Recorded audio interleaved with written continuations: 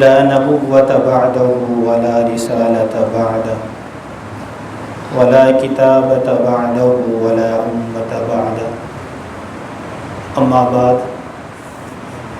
فأعوذ بالله من الشيطان الرجيم بسم الله الرحمن الرحيم ما كان محمد أبا أحد من رجالكم ولكن رسول الله وخاتم النبيين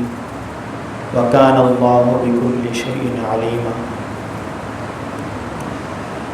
قال النبي صلى الله عليه وسلم إنه سيكون في أمتي كذابون ثلاثون يزعم أنهم كلهم نبي وأنا خاتم النبيين لا نبي بعدي او کما قال رسول اللہ صلی اللہ علیہ وسلم۔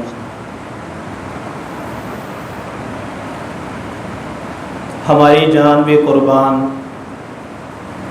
نشان ختم نبوت پہ تھے جتنے نبی مگر ان کی نبوت تھی وقتی، اب سارا جہاں ہے ختم نبوت کا۔ واجب الاحترام بھائی دوستو، آپ حضرات کے سامنے سورہ احزاب 22واں پارہ اس کے آیت نمبر 40 کی اللہ تبارک و تعالیٰ نے تلاوت کی توفیق عطا فرمائی ہے۔ جیسا کہ آپ حضرات کو معلوم ہے کہ آج کا جو ہمارے درس کا عنوان ہے وہ تحفظ عقیدہ ختم نبوت کے حوالے سے ہے۔ اس آیت کریمہ میں اللہ تبارک و تعالیٰ نے حضرت محمد خاتم النبیین صلی اللہ علیہ وسلم کی ختم نبوت کی دلیل کو بیان فرمایا ہے۔ اللہ تبارک و تعالیٰ نے جب سے انسانیت کو بنایا ہے تب سے انسانوں کے رہنمائی کے لیے اللہ تبارک و تعالیٰ نے اس دنیا کے اندر اپنے منتخب کردہ برگزیدہ بندے نبی بنا کر بھیجے ہیں۔ جیسے کہ اللہ تبارک و تعالیٰ نے قرآن کریم میں فرمایا ان اللہ اصطفیٰ آدم ونوحا وآل ابراہیم وآل عمران علی العالمین۔ ان اللہ اصطفیٰ، بے شک اللہ تبارک و تعالیٰ نے آدم علیہ السلام کو چن لیا ہے نبوت کے لیے، رسالت کے لیے۔ اور اسی طریقے سے اللہ تبارک و تعالیٰ نے فرمایا وَلَقَدِ اسْتَفَيْنَاهُ فِي الدُّنْيَا، کہ اللہ تبارک و تعالیٰ نے حضرت ابراہیم علیہ السلام کے بارے میں فرمایا کہ ان کو اللہ نے چن لیا ہے۔ تو اللہ تبارک و تعالیٰ جس کو چن لیتے ہیں اس کو نبوت عطا فرماتے ہیں۔ نبوت کا منصب ایک ایسا منصب ہے کہ جو کسی کی محنت سے، کسی کی کوشش سے، عبادتوں سے، ریاضتوں سے، مجاہدوں سے، چلے کاٹنے سے نصیب نہیں ہوتا، بلکہ نبوت کا ایک ایسا منصب ہے کہ جس کو اللہ تبارک و تعالیٰ اپنی پوری کائنات میں جس کا سب سے زیادہ دل دماغ پاک اور صاف ہوتا ہے اس کو اس عہدے کے لیے منتخب فرما لیتے ہیں۔ اب اس سلسلے کی جو سب سے پہلے نبی ہیں ان کا نام ہے حضرت آدم علیہ السلام، اور ان کے بعد لاکھوں کی تعداد میں کم و بیش 1,44,000 انبیاء اللہ تبارک و تعالیٰ نے اس کائنات کے رہنمائی اور ہدایت کا ذریعہ بنا کر بھیجا۔ اور سلسلے کی آخری جو نبی ہیں وہ میرے اور آپ کے نبی جناب محمد الرسول اللہ خاتم النبیین صلی اللہ علیہ وسلم ہیں۔ اب پہلے جب کوئی نبی آتا تھا تو وہ ایک وقت کے لیے، ایک زمانے کے لیے، ایک قوم کے لیے، ایک قبیلہ کے لیے۔ جیسا کہ آپ اس کی مثال یوں سمجھیں کہ جیسے کہ آپ کے ہر مسجد کا الگ امام ہوتا ہے، ہر محلے کا الگ خطیب ہوتا ہے، تو اس کی ضرورت وہاں پر لوگوں کی پوری ہو جاتی ہے۔ تو پہلے زمانے میں ایسے اللہ تبارک و تعالیٰ نے قوموں کے لیے، قبیلوں کے لیے، مختلف ملکوں کے لیے اور ایک وقت میں کئی سارے نبی بھیجے۔ تو جب محمد الرسول اللہ خاتم النبیین صلی اللہ علیہ وسلم دنیا میں تشریف لے آئے تو ان کے بعد نبوت کا دروازہ اور سلسلہ ختم فرما دیا، اور جس کی اللہ تبارک و تعالیٰ نے گواہی اور دلیل اس آیت کریمہ کے اندر بیان فرمائی ہے۔ فرمایا کہ ما کان محمد ابا احد من رجالکم، کہ نہیں ہے محمد صلی اللہ علیہ وسلم تمہارے مردوں میں سے کسی کے باپ، ولیکن رسول اللہ، لیکن وہ اللہ کے رسول ہیں، وخاتم النبیین، اور نبوت کے سلسلے کو ختم کرنے والے ہیں، وکان اللہ، اور ہے اللہ تعالیٰ، بکل شیء، ہر چیز کو، علیما، جاننے والا۔ اب یہاں پر ایک لفظ آیا ہے وخاتم النبیین۔ اب یہاں پر بہت سارے لوگ جیسا کہ مرزائی، قادیانی، وہ اس کا معنی یوں کرتے ہیں کہ اس کا معنی یہ ہے کہ وخاتم النبیین، کہ حضرت محمد صلی اللہ علیہ وسلم نبیوں پر مہر لگانے والے ہیں، کہ آپ کے مہر سے آگے نبی بنتے ہیں۔ کیا معنی کرتے ہیں بھائی؟ کہ یہ جو خاتم النبیین کا معنی ہے کہ مہر لگا دی گئی ہے، تو اس کا معنی یہ ہے کہ آپ صلی اللہ علیہ وسلم کی مہر جو ہے وہ جس کو لگتی جائے گی وہ نبی بنتا جائے گا، تو اس لیے آپ صلی اللہ علیہ وسلم کے بعد بھی نبوت کا سلسلہ جاری اور ساری ہے۔ جبکہ یہ جو ختمہ کا لفظ ہے یہ قرآن کریم کے اندر اور بھی کئی ساری جگہ میں استعمال ہوا ہے، تو اگر ہم اس کا یہاں پر یہ معنی کریں کہ ان کی مہر سے آگے سلسلہ جاری ہوتا ہے، تو پھر قرآن کریم کے جو دوسری بہت ساری آیات ہیں پھر ان کا معنی بھی ایسے ہمیں کو کرنا پڑتا ہے جو عقل میں نہیں آتا۔ مثال کے طور پر اللہ تبارک و تعالیٰ نے فرمایا ختم اللہ علی قلوبہم، اللہ نے کافروں کے دلوں پر مہر لگا دی ہے، تو اگر جہاں پر بھی اس کا معنی یہ کریں کہ اس مہر سے آگے دل بنتے ہیں تو کہیں پر بھی اس کا معنی یہ ٹھیک نہیں ہے۔ اسی طرح اللہ تبارک و تعالیٰ نے فرمایا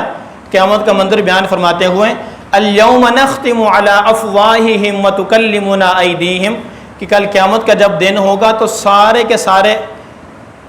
جو انسان جب وہاں پر جب جمع ہوں گے تو زبانوں کو بند کر دیا جائے گا۔ الیوم نختم علی افواہہم، منہ پر مہر لگا دی جائے گی، مطلب منہ بند ہو جائیں گے، زبانیں بند ہو جائیں گی۔ تو اگر ان کے مطابق ہم یہاں پر یہ معنی کریں کہ مہر لگانے سے آگے سلسلہ جاری رہتا ہے، تو معنی ہمیں یہ کرنا پڑے گا کہ وہاں پر کل قیامت کے دن اس مہر کے ذریعے سے آگے لوگوں کے منہ بنتے جائیں گے، جو کہ معنی بالکل غلط ہے۔ اسی طریقے سے اللہ تبارک و تعالیٰ نے جنتیوں کے نعمتوں کا ذکر کرتے ہوئے فرمایا سورۃ المطففین کے اندر، فرمایا کہ ختامہ مسک، کہ اس کے اوپر مسک کی مہر لگی ہوئی ہوگی جو جنت کی ایک خاص مہر ہے۔ تو اگر جہاں پر بھی ہم یہی معنی کریں کہ ختمہ کا معنی ہے کہ اس مہر سے آگے سلسلہ جاری رہتا ہے، تو پھر اس کا مطلب یہ ہوا کہ اس مہر سے آگے وہ جو جنتیوں کے لیے ایک نعمت کا ذکر کیا ہے وہ نعمتیں آگے اور بڑھتی جائیں گی۔ تو لا محالہ ہم کو یہاں پر معنی کرنا پڑے گا کہ خاتمہ کا معنی ہے کہ مہر لگا دینا، مہر لگانے کے بعد کوئی چیز نہ اس میں داخل ہو سکتی ہے نہ ہی اس سے کوئی چیز خارج ہو سکتی ہے۔ جیسا کہ ہم آسان مثال لے لیں کہ ہم کسی دکان پر جاتے ہیں، اس سے کوئی سودا خریدتے ہیں، تو وہ بل بنانے کے بعد آخر میں اس کے اوپر مہر لگا دیتا ہے۔ اس مہر لگانے کا مقصد کیا ہوتا ہے کہ کوئی آدمی اس میں اپنی طرف سے کوئی نئی چیز شامل کر کے نہ آ جائیں، یا کوئی آدمی اپنی طرف سے اس بل میں سے کوئی چیز نکال کر نہ آ جائیں، وہ مہر ہوتی ہے۔ تو یہاں پر بھی خاتمہ کا معنی ہم کریں گے کہ وہ خاتم النبیین، کہ حضرت محمد صلی اللہ علیہ وسلم کو اللہ تبارک و تعالیٰ نے دنیا میں بھیجنے کے بعد نبیوں کے سلسلے پر مہر لگا دی ہے، ان کے بعد کو اور نبی رسول کسی بھی صورت، کسی بھی شکل میں، کسی بھی قوم میں، کسی بھی قبیلے میں آ نہیں سکتا۔ اللہ تبارک و تعالیٰ نے قرآن کریم کی بے شمار آیات سے اس چیز کو بالکل واضح طور پر بیان فرمایا ہے۔ مثال کے طور پر سورۃ البقرہ کی ابتدائی آیت ہیں، فرمایا کہ والذین یؤمنون بما انزل الیک وما انزل من قبلک وبالآخرۃ ھم یوقنون۔ اللہ تبارک و تعالیٰ نے فرمایا کہ وہ لوگ والذین یؤمنون بما انزل الیک، جو ایمان لاتے ہیں اس پر جو تیری طرف نازل ہوئی ہے، وما انزل من قبلک، اور جو آپ سے پہلے نازل ہوئی ہے اس پر ایمان لاتے ہیں۔ یہاں پر بعد کا لفظ ذکر نہیں ہے کہ جو حضرت محمد صلی اللہ علیہ وسلم کے بعد بھی آئیں گے ان پر بھی ایمان لائیں گے۔ تو اللہ تبارک و تعالیٰ نے پہلے نبیوں کا ذکر کیا ہے کہ جو پہلے نبی ہیں ان پر ایمان لانا ضروری ہے اور آپ پر ایمان لانا ضروری ہے۔ تو اس کے بعد آپ صلی اللہ علیہ وسلم کے بعد نبوت کا سلسلہ اگر جاری اور ساری رہنا ہوتا تو اللہ تبارک و تعالیٰ اس کے بعد فرماتے ہیں وما انزل من قبلک وما انزل من بعد، اور جو آپ کے بعد نازل ہوگا اس پر بھی وہ ایمان لائیں گے۔ تو قرآن کریم کی بے شمار متعدد آیات کریمہ سے یہ بات ہمیں معلوم ہوتی ہے کہ رسول خدا صلی اللہ علیہ وسلم سے پہلے تو کئی سارے نبی اللہ تبارک و تعالیٰ نے بھیجے ہیں، لیکن حضرت محمد صلی اللہ علیہ وسلم کے بعد کوئی بھی نبی یا رسول آ نہیں سکتا۔ اب جو اللہ تبارک و تعالیٰ نے جتنے بھی نبی بھیجے ہیں وہ اس وقت میں ہر لحاظ سے ظاہری اور باطنی طور پر باکمال انسان بنا کر دنیا میں بھیجے ہیں۔ جب بھی کوئی نبی آ کر نبوت کا اعلان کرتا، اب نبیوں نے نبوت کا دعویٰ نہیں کیا، نبوت کا اعلان کیا ہے، کیونکہ دعویٰ وہ کرتا ہے کہ جو اپنی طرف سے کوئی بات کرے، اور اعلان وہ کرتا ہے کہ جس کو اللہ تبارک و تعالیٰ سے عطا کر دی گئی ہو، پھر اس کا آ کر وہ دعویٰ نہیں کرتا، وہ اعلان کرتا ہے۔ تو جتنے نبیوں نے بھی نبوت ملنے کے بعد اعلان کیا، انہوں نے سب سے پہلے اپنے امت کے سامنے اپنا کردار رکھا ہے کہ بھائی میں نے اتنا عرصہ آپ کے درمیان میں گزارا ہے، بتائیں میرے اندر آپ نے کوئی بھی اخلاقی غیر اخلاقی طور پر کوئی عیب پایا، کوئی برائی پائی تو اس کے بارے میں بتائیں۔ جب سب لوگوں نے اس پر اعتماد کا اظہار کیا تو اس کے بعد نبوت کا اعلان کیا، جیسا کہ حضرت محمد صلی اللہ علیہ وسلم نے کوہ صفا پر چڑھ کر سارے لوگوں کو جمع کر کے، قریش مکہ کو جمع کر کے یہ اعلان فرمایا تھا کہ لوگوں بتاؤ میں نے 40 سال کا عرصہ تمہارے اندر گزارا ہے، آپ نے مجھے کیسا پایا ہے؟ سچا پایا ہے یا جھوٹا پایا ہے؟ امانت دار پایا ہے یا دیانت دار خیانت دار پایا ہے؟ تو سارے لوگوں نے باوجود کافر ہونے کی کیا کہا تھا کہ ہم نے آپ سے بڑا سچا کوئی دیکھا ہی نہیں ہے، سب سے زیادہ سچے آپ ہیں، اور ظاہری اور باطنی تمام عیبوں سے پاک بنا کر اللہ تبارک و تعالیٰ نے تمام نبیوں کو اور حضرت محمد صلی اللہ علیہ وسلم کو بھیجا ہے۔ نہ ظاہری کوئی عیب ہے نہ باطنی کوئی عیب ہے، جبکہ آپ صلی اللہ علیہ وسلم کے بعد جتنے لوگوں نے دعویٰ کیا ہے نبوت کا، جیسا کہ میں نے حدیث مبارکہ تلاوت کی کہ آپ صلی اللہ علیہ وسلم نے فرمایا کہ میرے بعد میری امت میں سے 30 جھوٹے ایسے لوگ آئیں گے جن کا یہ گمان ہوگا کہ ہم نبی ہیں، لیکن وہ نبی نہیں ہوں گے۔ وانا خاتم النبیین، میں ہی خاتم النبیین ہوں، میرے بعد کوئی نبی اور رسول نہیں ہو سکتا۔ ویسے تو بعض علماء نے لکھا ہے کہ آج تک تقریباً جو عام چھوٹے موٹے نبوت کا دعویٰ کرنے والے ان کی تعداد تقریباً 30,000 سے بھی زیادہ ہو چکی ہے، لیکن یہ وہ 30 مراد ہیں جو آپ صلی اللہ علیہ وسلم نے فرمایا کہ جن کا فتنہ بہت زیادہ پھیلے گا اور تا دیر رہے گا۔ ان میں سے بعض وہ لوگ تھے کہ جنہوں نے آپ صلی اللہ علیہ وسلم کی حیات کے اندر ہی نبوت کا دعویٰ کر دیا تھا۔ مثال کے طور پر ان میں سے مسلمہ کذاب ہے، اسود ہنسی ہے، سجا بنت حارث نامی ایک عورت تھی، اور اسی طریقے سے طلیحہ، اور بھی کئی سارے تھے جنہوں نے آپ صلی اللہ علیہ وسلم کے دور کے اندر ہی نبوت کا دعویٰ کر دیا تھا، اور آپ صلی اللہ علیہ وسلم کے پاس خطوط بھیجے تھے کہ ہم نبی ہیں تو آپ ہماری نبوت میں شریک ہوں یا ہم کو اپنی نبوت کے اندر شریک کر لیں۔ تو اللہ کے نبی صلی اللہ علیہ وسلم نے اس وقت ہی ان لوگوں کا انکار کر دیا تھا اور ان کو جھوٹا قرار دیا گیا تھا۔ اب اسی سلسلے کی کڑی جو ہمارے اس بر صغیر کے اندر ایک بہت بڑا فتنہ، علامہ انور شاہ کشمیری رحمۃ اللہ علیہ فرماتے ہیں کہ میں نے بڑے بڑے فتنوں کا مطالعہ کیا ہے، بڑے بڑے فتنوں کا سامنا کیا ہے، لیکن جتنا بڑا فتنہ جی مرزا قادیانی کی صورت میں نے دیکھا، اس سے بڑا فتنہ اور کوئی نہیں تھا۔ اب دیکھ لیں کہ وہاں پر اس نے جھوٹا نبوت کا دعویٰ کیا تو کتنے لوگ اس کے گرویدہ ہو گئے، کتنے لوگ اس کے پیروکار بن گئے، اور جبکہ اس کی ظاہری جو شکل و صورت تھی وہ عیب دار تھی۔ تو میں نے جیسے پہلے عرض کیا نا کہ اللہ نے جتنے نبی بنائے ہیں وہ ظاہری اور باطنی تمام عیبوں سے پاک پیدا فرمائے اور پاک فرما کر ان کو دنیا کے اندر محبوس فرمایا ہے، جبکہ جو مرزا قادیانی تھا وہ ایک آگ سے کانا تھا۔ اور جتنے نبی آئے ہیں یہ اللہ تبارک و تعالیٰ کی طرف سے اصول رہا ہے کہ ان کے پوری پشت میں کوئی ان کی والدہ کو ان کی عورتیں زانیہ نہیں ہوتی، ان کو زنا سے اللہ تبارک و تعالیٰ نے پاک فرمایا ہے۔ اس کی مثال قرآن کریم کے اندر 2 نبیوں کی واضح طور پر مثال ہے۔ حضرت یوسف علیہ السلام اللہ کے نبی ہیں، وہ واقعہ ہے کہ وہ زلیخا نے جو بادشاہ کی بیوی تھی اس نے زنا کی دعوت دی، لیکن اللہ تبارک و تعالیٰ نے اس نبی کو بند کمروں کے اندر، بند تالوں کے اندر اس گناہ سے بچایا۔ کیوں؟ کہ اللہ تبارک و تعالیٰ نے ان کو نبی بنانا تھا۔ تو اللہ تبارک و تعالیٰ کا یہ اصول ہے کہ جو نبیوں کا سلسلہ ہوتا ہے ان کے والدین مشرک ہو سکتے ہیں، لیکن ان کے والدین میں سے والد یا والدہ زانی اور زانیہ نہیں ہو سکتے۔ تو اللہ تبارک و تعالیٰ نے حضرت یوسف علیہ السلام کو اسی لیے بند کمروں کے اندر محفوظ فرمایا۔ اسی طریقے سے حضرت ابراہیم علیہ السلام کی اہلیہ کا جو ذکر آتا ہے، حضرت سارہ، لمبا واقعہ ہے کہ وہ جب مصر کے اندر گئے تو وہاں کے بادشاہ کی ایک فطرت تھی کہ جو بھی نیا آدمی آتا تھا اس کے ساتھ اگر کوئی عورت ہوتی تھی تو اس کے ساتھ بدکاری کرتا تھا۔ تو حضرت سارہ کو جب بلایا تو 3 مرتبہ وہ غلط ارادے سے آگے بڑھنے لگا، لیکن اللہ تبارک و تعالیٰ نے حفاظت فرمائی، وہ جم جاتا، وہاں پر پتھر بن جاتا۔ تو اس کے بعد اس نے اس کو رہا کر دیا. تو اللہ تبارک و تعالیٰ نے نبیوں کے سلسلے کو, نبی کی کڑی کو, اس جو زنا کا گناہ ہے یہ عیب ہے, اس سے پاک فرمایا ہے. جبکہ جو مرزا قادیانی ہے وہ خود نوجوان عورتوں سے اپنے آپ کو مالش کرواتا اور اپنے آپ کو جو ہے نا وہ مٹھی چاپی کرواتا اور رات کو عورتوں کے ساتھ گزارتا. تو بتائیے کہ ایک طرف 1.25 لاکھ انبیاء کرام ہیں, ان کی سیرت ہے, ان کی صورت ہے, ان کا کردار ہے, ان کی تعلیمات ہیں, اور ایک طرف اس کی ہیں. کسی ایک نبی کی یہ تعلیمات نہیں تھی. اور یہ مرزا قادیانی صرف اسی وجہ سے کافر, مرتد اور زندیق نہیں ہے کہ اس نے نعوذ باللہ حضرت محمد صلی اللہ علیہ وسلم کے بعد نبوت کا اعلان کیا, بلکہ یہ اتنا لعین اور دجال ہے کہ اس نے دنیا کے اندر کسی ہستی کو ایسا نہیں چھوڑا کہ جس کی اس نے توہین اور گستاخی نہ کی ہو. حتیٰ کہ اللہ تبارک و تعالیٰ کی ذات تک بھی چلا گیا ہے. کہتا ہے کہ مجھے خواب آیا, میں نے خواب میں دیکھا اور مجھے یوں محسوس ہوا کہ میں اللہ ہوں, اور میں نے یقین کر لیا کہ گویا میں اللہ ہی ہوں.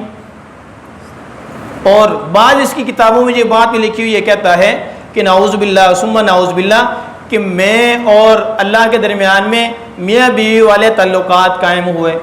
تو اب بتائیں کہ جس نے اللہ تبارک و تعالیٰ کی ذات کے بارے میں ایسی تعلیمات دی ہیں لوگوں کو, ایسا ذہن بنایا ہے, تو وہ نبی تو کجا, مسلمان تو کجا, شریف انسان تو کجا, وہ تو انسان کہلانے کے لائق ہی نہیں ہے. کیوں بھائی, ایسا بندہ نبی ہو سکتا ہے؟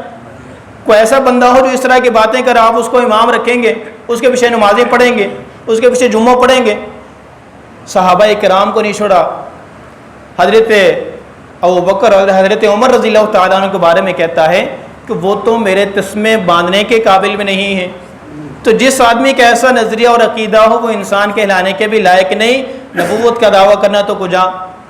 حضرت علی رضی اللہ تعالیٰ عنہ کے بارے میں کہتا ہے کہ آپ مردہ علی کی باتیں کرتے ہو, زندہ علی کو چھوڑ کر, یعنی خود کو اپنے آپ کو حضرت علی کہلا رہا ہے. حضرت فاطمہ رضی اللہ تعالیٰ عنہ کے بارے میں فرماتا ہے کہ خواب کے اندر میں نے ان کی ران پر سر رکھا یا انہوں نے میری ران پر سر رکھا. تو دیکھیے یہ اہل بیت کی, صحابہ کرام کی کتنی بڑی گستاخیاں ہیں. اور انبیاء کے بارے میں کہتا ہے کہ ایک موقع پر 400 نبیوں سے اکٹھی ہی غلطی ہو گئی تھی, سارے غلط ہو گئے تھے. اور کہتا ہے کہ نبی تو میرے جو ہے نا وہ قمیض سے نکل کر جاتے ہیں, میری قمیض سے جو نکلتا ہے وہ نبی بنتا ہے. یہ تو چند ایک اس کے جو دجل ہیں, مکر ہیں, فریب ہیں, آپ حضرات کے سامنے بیان کیے ہیں. تو جو آدمی ایسا ہو اس کو آپ نبی ماننا بڑی دور کے بعد مسلمان ماننے کے لیے تیار ہیں؟ بالکل بھی وہ مسلمان نہیں ہو سکتا. تو جو آدمی اس کو پھر نبی مانے وہ مسلمان ہو سکتے ہیں؟ اب جو کافروں کی نا 3 قسمیں ہوتی ہیں. ایک مطلق کافر, ٹھیک ہے, وہ انکار تک کرتا ہے, میں نہ اللہ کو مانتا ہوں, نہ اللہ کے آخری نبی صلی اللہ علیہ وسلم کو مانتا ہوں, نہ نبیوں کو مانتا ہوں, ٹھیک ہے, وہ کافر ہو گیا. ایک وہ کافر ہوتا ہے جو مرتد ہو. مرتد اس کافر کو کافر کہتے ہیں کہ جو آدمی پہلے مسلمان ہو اس کے بعد اسلام چھوڑ کر دوبارہ کفر کی حالت میں چلا جائے, اس کو مرتد کہتے ہیں. تیسرا زندیق ہوتا ہے جو ان دونوں سے خطرناک قسم کا ہوتا ہے, جو ہو تو کافر لیکن خود کو مسلمان ظاہر کرے اور مسلمانوں کو مسلمان بن کر دھوکہ دے, اس کو زندیق کہا جاتا ہے. تو یہ جو مرزائی قادیانی ہے یہ عام کافر نہیں ہے بلکہ یہ مرتد اور زندیق قسم کے کافر ہیں. اور مرتد کے بارے میں قرآن کریم اور شریعت مطہرہ کی روشنی میں جو سزا ملتی ہے وہ سزائے موت ملتی ہے. تو یہ جو فتنہ ہے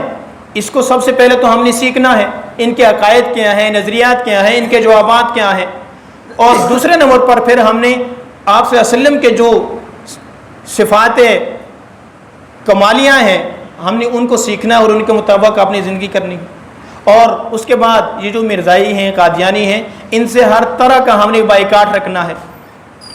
آپ میں سے شاید کوئی بھی ایک آدمی ایسا نہیں ہوگا کہ اگر جہاں پر کوئی مرزائی آئے وہ اپنے اعتراضات کرے, یعنی مسلمان ہونے کے لیے سوالات کریں, تو شاید کہ ہم میں سے کوئی ایک بھی ایسا نہ ہو کہ جو اس کے ایک آدھے سوال کا بھی جواب دے سکے. تو بتائیں کہ ہمیں آپ صلی اللہ علیہ وسلم کے ساتھ کتنی محبت ہے, خاتم نبی صلی اللہ علیہ وسلم کے ساتھ کتنی محبت ہے کہ ہمیں ان کے اعتراضات کے جوابات ہی نہیں آ رہے. اور ہم خود آپ صلی اللہ علیہ وسلم کی تعلیمات پر کتنا عمل کر رہے ہیں, آپ صلی اللہ علیہ وسلم کی سنتوں پر کتنا عمل کر رہے ہیں. تو اسی سلسلے کو جاری رکھنے کے لیے, عوام میں مشہور کرنے کے لیے, تشہیر کرنے کے لیے, عوام کو بیدار کرنے کے لیے یہ جو ختم نبوت کے حوالے سے دروس کا سلسلہ رکھا ہوا ہے. اسی سلسلے میں 7 ستمبر کو آپ کے لیپر چٹا شہر کے اندر ریلی نکالی گئی ہے، ریلی کا اہتمام کیا گیا ہے، انعقاد کیا گیا ہے۔ اب آپ میں سے اگر پوچھا جائے کہ 7 ستمبر کو کیا ہوا تھا، شاید کہ کوئی ایک دو جواب دے سکیں، باقی جواب نہ دے سکیں۔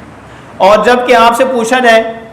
کہ اپریل میں کیا ہوتا ہے، 1 اپریل کو کیا ہوتا ہے، مارچ میں کیا ہوتا ہے، تو ہمیں جو دنیاوی اعتبار سے اور غلط قسم کے جو راستے ہیں، غلط قسم کی جو تاریخ ہیں، فلانا ڈے ہے، آج فلانا ڈے ہے، آج جو ہے نا محبت کا دن ہے، آج ہی پھول دینے کا ٹھیک ہے، آپ سمجھ گئے ہوں گے نا۔ تو یہ دن ہم سب کو، چھوٹے چھوٹے بچوں کو یاد ہوتے ہیں، لیکن 7 ستمبر کا دن آپ میں سے کسی کو نہیں پتا ہوگا کہ اس دن کیا ہوا تھا۔ تو میں بتا دیتا ہوں، 7 ستمبر 1974 کے اندر آپ کی پارلیمنٹ کے اندر متفقہ طور پر مرزائیوں کو، قادیانیوں کو غیر مسلم اقلیت قرار دیا گیا تھا، اور ان پر یہ پابندی لگا دی تھی کہ یہ مسلمانوں کا کوئی بھی شعار استعمال نہیں کر سکتے۔ مثال کے طور پر اذان کو یہ سر عام اذان نہیں دے سکتے، مسجد کو یہ مسجد کا درجہ نہیں دے سکتے، ان کی جو کتابیں ہیں ان کو الہامی کتاب نہیں کہہ سکتے۔ تو جو مسلمانوں کے شاعر ہیں وہ شاعر کو استعمال نہیں کر سکتے، مسجد کے اوپر سپیکر نہیں لگا سکتے، مسجد کی جو شناخت ہوتی ہے وہ مینار نہیں لگا سکتے، اپنی عبادت گاہوں کو مسجد نہیں کہہ سکتے۔ تو یہ ساری ان پر پابندی ہیں، لیکن ہم مسلمانوں کے غفلت کی وجہ سے وہ سر عام اپنے سارے کام کرتے پھرتے ہیں۔ تو یہ ہماری غفلت ہے، کاہلی ہے، سستی ہے اور ناکامی ہے۔ تو اس لیے ہم مسلمانوں نے سب سے پہلے آپ صلی اللہ علیہ وسلم کی تعلیمات کو سیکھ کر، پھر ان لوگوں کے مکر اور دجل کو سیکھ کر اس کے مطابق ان لوگوں کے اعتراضات کے سوالات ہر وقت ہمارے پاس موجود ہونے چاہیے۔ یہ ایک ایسا سلسلہ ہے کہ سال کے بعد آپ لوگوں سے 1.5 سے 2 گھنٹے مانگے جاتے ہیں۔ اگر آپ سال بعد آپ صلی اللہ علیہ وسلم کے ختم نبوت کے لیے اپنی دکان بند کر دیں گے، اپنی ملازمت سے چھٹی کر لیں گے، تو یقیناً تھوڑی سی گرمی اگر برداشت کر لیں گے تو کل قیامت کے دن آپ معاشر کی گرمی سے بچ سکتے ہیں۔ یہاں پر تھوڑی سی گرمی کی وجہ سے پیاس برداشت کر لیں گے تو شافی محشر آپ کو قیامت کے دن اپنے ہاتھوں سے حوض کوثر پلائیں گے۔ تو یہ چند ایک گھڑیاں ہیں۔ تو اس لیے آپ سارے حضرات اس بات کے لیے تیار ہیں کہ جو 7 ستمبر یعنی ایک تو پرسوں جمعرات ہے، اگلی جمعرات کو مدینہ چوک سے ختم نبوت چوک، جو المعروف گورمے والا چوک ہے، اس کا نام آپ رکھ دیا ہے ختم نبوت چوک۔ ایک تو آپ لوگ اپنی اس کی تشہیر بھی کریں کہ اس چوک کا نام کیا ہے بھائی، ختم نبوت چوک ہے۔ آپ آتے جاتے رکشے والوں کو، دوسرے لوگوں کو یہ بتائیں کہ اب اس چوک کا نام ختم نبوت چوک رکھ دیا گیا ہے۔ تو اس چوک تک ایک ریلی نکلے گی جس میں مسلمانوں کے جذبہ ایمانی کا اظہار ہوگا۔ تو ہم اگر آپ صلی اللہ علیہ وسلم کے لیے ایک سال بعد، دیکھو پورے سال میں آپ کو کبھی کوئی ڈیمانڈ نہیں کی جاتی کہ آپ اس کام کے لیے نکلیں، یا آپ سے کوئی پیسے نہیں مانگے جاتے، چندہ نہیں مانگا جاتا۔ ایک سال بعد ایک آدمی اگر آپ صلی اللہ علیہ وسلم کے ختم نبوت کے لیے 1.5 سے 2 گھنٹے نہیں دے سکتا تو اپنے ایمان کے بارے میں سوچیں کہ اس کے ایمان کی کیا کیفیت ہوگی، کل آپ صلی اللہ علیہ وسلم کو کیا منہ دکھائے گا۔ غازی علم الدین شہید رحمۃ اللہ علیہ، انہوں نے جب مرتد پر حملہ کیا، جب پارلیمنٹ میں ان کا کیس گیا تو وکیل نے ان کو کہا کہ علم الدین آپ یہ کہہ دیں کہ میں نا ہوش میں نہیں تھا اس لیے مجھ سے ہو گیا، آپ کا کیس ختم ہو جائے گا۔ تو بڑا پیارا جملہ کہا، فرمایا کہ وکیل صاحب آپ کیسی بات کرتے ہو، زندگی میں ایک ہی کام تو ہوش میں کیا ہے، اس کو بھی اب میں جو ہے نا وہ بے ہوشی کا کہہ کر جان چھڑا لوں، میں نے جان بوجھ کر کیا ہے اور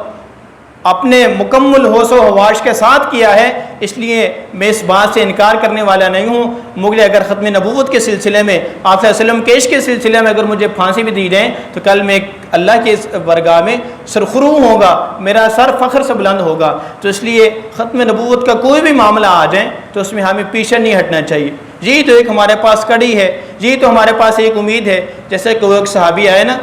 تو کہنے لگے کہ یا رسول اللہ قیامت کب قائم ہوگی؟ آپ صلی اللہ علیہ وسلم نے پوچھا بھائی آپ نے قیامت کے لیے تیار کیا کر رکھا ہے؟ تو انہوں نے فرمایا کہ یا رسول اللہ میں نے کوئی زیادہ نمازیں، روزے، حج وغیرہ نہیں کیے ہوئے، بس اللہ اور اس کے رسول کی محبت دل میں رکھتا ہوں۔ تو آپ صلی اللہ علیہ وسلم نے فرمایا جو جس کے ساتھ محبت رکھتا ہے وہ کل قیامت کے دن اسی کے ساتھ کھڑا ہوگا، اسی کے ساتھ حشر ہوگا۔ تو آپ بتائیں کہ ہمیں آپ صلی اللہ علیہ وسلم کے ساتھ کتنی محبت ہے؟ جتنی آپ صلی اللہ علیہ وسلم کے ساتھ محبت ہوگی، آپ کے سنتوں کے ساتھ، آپ کی تعلیمات کے ساتھ ہمیں محبت ہوگی تو کل قیامت کے دن اللہ تبارک و تعالی ہم کو بھی اپنے نبی صلی اللہ علیہ وسلم کے ساتھ کھڑا کریں گے، ان کے ساتھ ہمارا حشر ہوگا، ان کے ساتھ جنت میں ہمارا ٹھکانہ ملے گا۔ تو ابھی کون کون ارادہ کرتے ہیں؟ ایک تو یہ کہ ہم آج کے بعد ختم نبوت کے دلائل کو کورس کی صورت میں سیکھیں گے، آپ صلی اللہ علیہ وسلم کی تمام سنتوں پر عمل کرنے کی کوشش کریں گے،